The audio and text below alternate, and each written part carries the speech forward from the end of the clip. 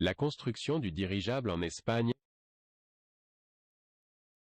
Compte tenu du succès obtenu à l'Académie des sciences de Paris en 1902 avec le projet du dirigeable et en 1903 avec le premier modèle de télékino, le gouvernement espagnol crée en janvier 1904 le Centre d'essais aéronautiques et le place sous la direction de Leonardo Torres Quevedo, qui a établi le siège social dans l'ancien fronton Betty Jay à Madrid.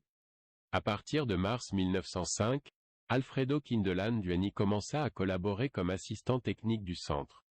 Il installera une toile de couverture pour le fronton et commencera la construction du premier dirigeable espagnol, coupant et cousant les tissus qui composeront l'enveloppe de 640 mètres cubes et préparant la poutre intérieure du funiculaire, corde, qui assurera l'autorigidité du fronton.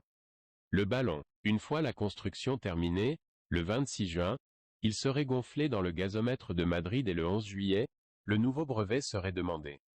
En juillet 1906, Quindelán procéda au transfert du ballon au polygone du service d'aérostation militaire de Guadalajara, et en septembre de nouveaux tests de gonflage furent effectués, désormais avec de l'hydrogène.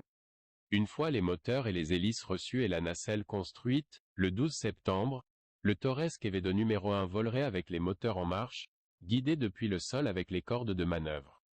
Mais le lendemain, la porosité de l'enveloppe obligerait à suspendre les tests et à décider de la remplacer par une nouvelle.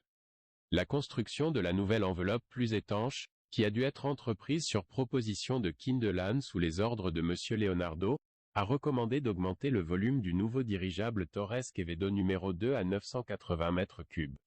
Enfin, entre le 8 et le 11 juillet 1908 auront lieu les essais réussis du dirigeable, au cours desquels voyageront des Leonardo, Quindelán, Pedro Vive et plusieurs officiers du service d'aérostation militaire. Cependant, lorsque fut publié l'ordre royal du ministère du Développement nommant le dirigeable du nom de son inventeur, Alfredo Quindelán présenta sa démission comme auxiliaire, ce qui obligea le centre à quitter Guadalajara. Une fois impossible de poursuivre les essais à Madrid, Torres Quevedo tournera son regard vers l'endroit où il avait commencé à résoudre le problème de la navigation aérienne, Paris.